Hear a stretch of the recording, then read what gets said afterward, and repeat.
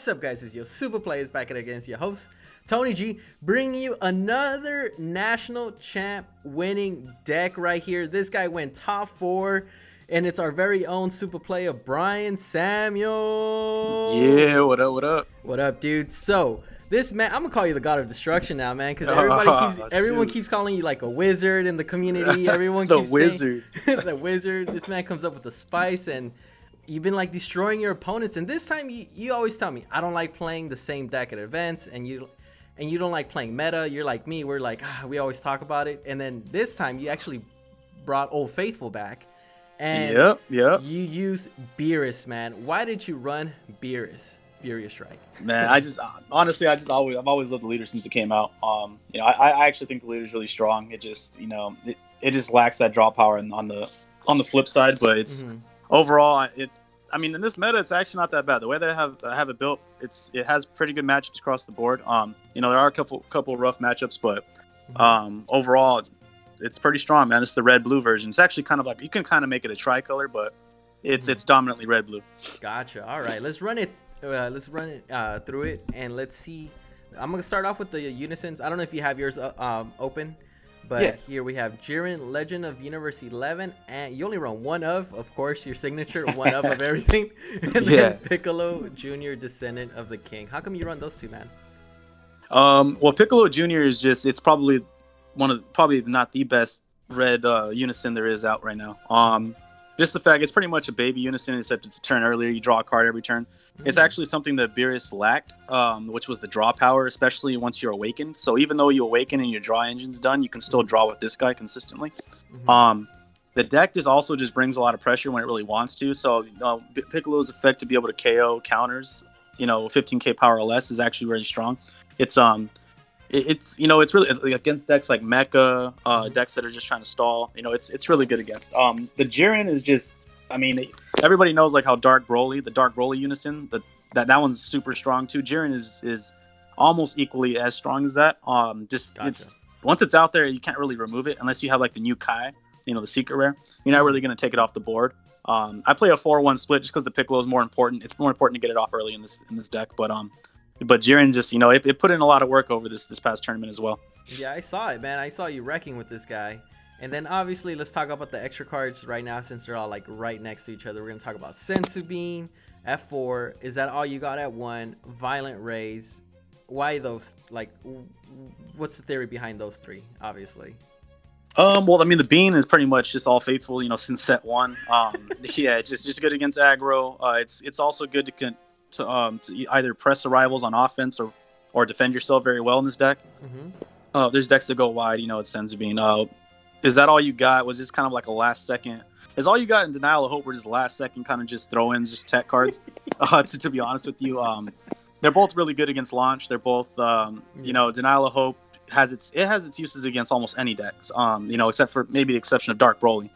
Denial of Hope pretty much has, its use. It can stop the Piccolo Junior 2-drop from launch. It can stop, what happened in my last match was it did really well against Sin Shenron. It helped me with that. Yeah, there's a lot of decks it could work with. It works for, man. Is that all you got? Is good again for decks that go wide or launch. When they swing with Piccolo Junior and they want to tap down their little free little cards they have on the board, like they want to tap down their Nappa or their Trunks. You're just like, no, negate the attack and then kill both of the cards, and then you have nothing to Alliance. So it's a good card. I sideboard 1, mainboard 1. Cool. All right, and then you have Wolfang Fist. I think that was the last extra card we kind of missed right now. Wolfang and Violent Rays. Wolfang and Violent Rays, right? Yeah, Wolfang Fist is good against anything that's not Dark Broly. Again, that's probably this deck's hardest matchup is Dark Broly. I didn't see any in this tournament. Oh wow! Really? my teammate that played in the finals. He's one of the only. I don't know how many people ran in this event. I think only like 5 or 6 ran Dark Broly. But yeah, this card is pretty much against Mecha. It's great. It's actually amazing against Mecha. It's good against launch. A lot of aggro decks. Violent Rays, as it just stops a lot of things right now in the meta. It's just there's a lot of, especially like Dark Broly. It's like end your turn essentially. You know what I mean? So it's just really good. It's a if you're playing against something else that it's not as effective against, you can always just sideboard it out, which is why I sideboard the Final Guardian. Is that all you got? Or max power Kameas, whatever it may be. So you can just switch it out depending on the matchup. Gotcha. And then one Mechikabura, the Broken Seal. Why do you only run one? I just have one of those. I like me prepared for everything. It's just a card. It's a toolbox card for me. I've loved that card since it came out. I felt that it's very strong. I've always sideboarded it, but in the current meta and with red Broly, dark Broly, and everything running around, I feel like it's almost a mandatory main of at least one. If not, I mean, I should have played two to be more consistent, but I like pressing my luck. Yeah, you like playing your one-ups of everything. Yeah, so. And then the next two cards I'm going to talk about is Whis Godly Fundamental and then Whis Eternal Guidance. Why is it a 2-4 split and not the other way around, for example? So this deck so your Beerus' effect on the flip side is able to be able to combo with a multicolor in your drop that's red-yellow. Yeah. So you'll notice that like I don't play Heartfelt in here or anything like that. My only red-yellow multi is this card. Oh, is the Ethereal Guidance. That. Yeah, that is the only red. Yeah, that is my only red-yellow, which you will see at every game. The Beerus filters so well, just dropping your cards to the drop, drawing cards. It filters very well to where you're going to see it. And if let's just say you do get super aggroed out and you don't see it early, and you can always drop it with your topos or your violent rays or whatever it may be. You can always toss it to the drop, and then it's live for your leader. It's also really good. You get to rest a battle card when you send it to the drop. You draw 2 cards. You take a life. It's pretty amazing. The Whis, the fundamentals it's your basic self-awakening engine for the deck. Gotcha. You just discard it, draw 2 cards, and you can neg something on the board. So a lot of people playing like the new slug package, sometimes they forget about that, so they'll just bring out slug on turn 1 and pass, and then you're like, okay, ditch the Whis, remove the Whis, kill it, and then so or anything. People are trying to play like for some reason people were trying to play Black Mass Saiyan against me and stuff. I'm like, that doesn't do anything to me, but I'll kill it anyway. Whatever. You just neg it 5k. It is what it is. So yeah. So I mean that's what those are for. That's your self-awakening engine if you even really need it in this current format. Gotcha. All right. Cool. So we'll go on to the next few cards, which are the bottom row, which would be the 4 Grade 8 Saiyan Instincts, the 2 King Piccolo, and then obviously we have Yamcha Merciless Barrage. Why do you have 4 apes, man? And then 2 Piccolos and then 3 Yamchas? Well, the apes, it's just your draw power. If you're playing against a lot of, in a matchup that you're gonna go the late game, you just need the draw power. You just want to consistently draw. Typically, you're not going to use more than 2 apes a game. Another reason why I like to run 4 as well is because you can always charge one. I usually charge one throughout the game. I saw that. Yeah, I typically charge one just because a lot of people forget about Beerus' second ability, which he also has an ability to KO any battle card on your opponent's side of the field by tapping a red and a yellow. So again, the deck is red-blue dominantly, but I do splash the yellow just so I can use it for its KOing ability. Which is it's really good at for when you're trying to control your opponent, just KOing their battle cards, keeping stuff off board, applying pressure. So that's why I play the 4 apes. So you could play 3. I mean, you don't apes not even like necessary, but if I were you to make for this deck to be at its true potential, I definitely play it. Yeah, for sure. Yamcha Merciless Barrage. I mean, it's your counter. It's your red counter for the deck. Really very good against Mecha. Extremely good against Mecha actually. Good against launch, Vegex, whatever it may be that's bringing out a bunch of weenies. It's good to just keep them off the board. And then you can apply pressure with it on your turn. Let me see, what else we got? We also got King Piccolo, right? The new ruler. Yep. Why 2 of those guys? So I would like to run more just because this deck is pretty much based off of based off your Unison. So you're pretty much almost gonna have it out every game. I mean, you should for the most part. So I mean, this guy is just free. He comes out for free. He's a 20k double strike that applies pressure. Can't be blocked. One cool thing that I like about this card in this deck in particular is that when you arrival your Hercule Majin Buu in play, the same turn you bring this out, instead of this card being sent to the warp at the end of the turn, you could bounce it back to your hand. So essentially, you can just keep spamming this King Piccolo once a turn, which it's a lot of pressure for your opponents to stop. So that's a cool thing. Hercule Buu is just amazing. It could bounce back your topos in the aggro matchup. It could bounce back your, Hercule Buu when you're trying to go aggro. Yamcha Merciless Barrage. Anything you need to defend yourself or go aggressive. So it's really good. All right, cool. So then you already touched on those 2 cards. What about Obuni? Obuni. It's honestly, in this deck, is probably one of the most underused cards in the whole deck. I rarely use this card. It's honestly just in there because it's a broken blue card. It's a broken blue card, and sometimes you just need the blue the blue combo piece in your hand. You don't always have the super combo. Mm-hmm. So like you just want the blue. I also have different builds to where I was playing like the cooler that bounces back your 5-drop cooler to your hand, and you play it, and then you get to combo with the red blue from the drop. Yeah. I was playing him. I was also trying the Frieza that does the same thing, and I was playing like the 1-drop Frieza in the build, but I found that it was relying too much on cooler, and there were so many different cards that I wanted to play, and Obuni just in certain matchups can just go wide and just finish games. Cool. All right, and then obviously you run 4 coolers, and last but not least, why the SCR Kai? Because you could play Black Smoke, you could play pretty much any other secret, but why did you choose this one? Man, I'll tell you right now, that super combo is probably, that secret rare is probably, it's all right. So, essentially, if your deck isn't relying on Cell for a win con, or you're not playing blue, you're playing Kai. Gotcha.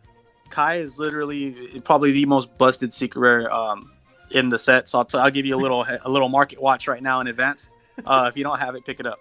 That card, pick it up. That card is nuts. That card is nuts. It is nuts against so many different matchups. You'll notice almost probably the whole top 8, almost this entire top 8, it was probably running the Kai secret rare, if I had to guess.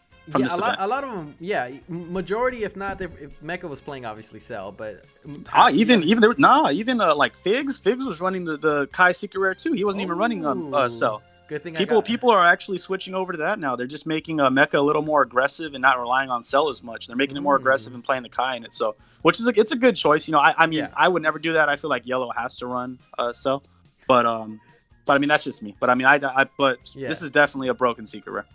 For sure. Good thing I got my CR graded now. So no, I got you. And and the rest, it just answers so many problems that you're gonna face. If you're playing against like green Goat Tanks, this card just wrecks it. Like this card just comes out, they're sitting there with like 7 markers on their Unison, they're sitting there with their 6 drops, and you're just like, okay, warp them all. You know what I mean? It's like just get rid of all of them. You're starting from scratch. Like that's a horrible card. That's something you definitely don't want to see if you're playing Goat Tanks, or just any deck. Like even blue decks, like they have their baby Unison out. They're sitting pretty, and they're like, nope, warp everything. Shuts them down pretty hard, man. Yeah, it's broken. It's broken. Yeah, and then it's a 12 card package after that. It's just the all the dual colors. It's just the 4 cooler Tyrannical Assaults, the 4 Hercule Majin Boos, and the 4 Beerus Divine Obliterator super combo. The best. That's just the package. Yeah. Red blue package, just your rival package, and your this is great for defense, great for the current meta. Awesome. And let's move on to the sideboard real quick. And you ran Max Power, Unexpected Turn, Borgos, Bardock's Crewmate, and then obviously you had the other one-ofs, and then you had Fu, the Dark Banisher. Walk me through all of them, man. Yeah, for sure. Like Final Guardian is just always an extra hard negate if you ever play against Gohan, or if you play against the deck or if you're playing against like Invoker, or even a deck that runs Cell, you sideboard it in, so that way it's in your drop, you can activate it. It can always save you. You can also ditch Final Guardian with your leader effect to draw 2 cards, and it's already in your drop. That's right. So that's food for thought there. Another Machiko Bora, which is again, it's just good for the red Broly matchup, dark Broly matchup. It's honestly good against a lot of things. Dark Banisher Fu is just it's an alternate win con. Put it in against a lot of decks that, like Dark Broly, especially against Dark Broly, but against him, against Launch, things like that. Another is that all you got, decks that go wide, Violent Rays for the Dark Broly matchup, or anything that goes tall. Kaioken was actually pretty clutch against my Mecha matchup. It gets rid of the Lord Slug. So it gets through the barrier, so you're able to just kill it for 2, which is, they waste a lot of resources actually getting it out sometimes. So when you do, you just pop it. It also did wonders for me against Launch. I was able to just board wipe my opponent's board, hard casting Kaioken. So it's still good. Deflect is still a thing, but 20k against the board is still a thing. Max Power Kamehameha, I think everybody sideboards it and not main boards it now. Just warp something. Like it's good against Sin Shenron, good against decks that go tall, or it's just a hard negate. Unexpected Turn. I tried it out. I hadn't sideboarded this card in a long time. It actually did put in some work against my Launch matchup. Oh wow! He brought out his Piccolo Junior, and I was able to just stop that and then warp his Nappa off the board. So that was cool. The Borgos Bardock's Crewmate, you could run the Mai if you want, or whatever you want to run. It's just one of those cards that just hate on blue. Yep. It just hates on blue, so if you're playing against, any blue deck or Invoker or whatever it may be, put it in. Even though Invoker's probably going to kill it with Cooler, It can at least make them have to waste those resources. So yeah, and then I also sideboarded the other 2 Denial of Hope, which was my main board. You know, that card actually put in a lot of work for me, man. I saw the Sin matchup. You guys haven't seen it. It was live streaming. This guy just gave no hope to that Sin Shamrock player when he played that. It worked out perfectly because like all of his big cards, like all of his 9-drops are warped. I had warped him with my Kai Secret Rare. So the only cards that he could bring back were all like 20Ks or less. So when he activated the ability, I'm just like, okay, like window 1 Denial of Hope. Yeah. Like they all get sent back to your drop. And then he was just like, wow. But comes out, it's like, oh, okay. It gave me another turn. So and I was able to try to push for the win. Cool. But yeah, it's cool. It's unexpected. So yeah, no, I this is an amazing deck from the national champ himself. He's always playing something different, always trying to bring up something and just tell me, he's like, yo, check this deck out.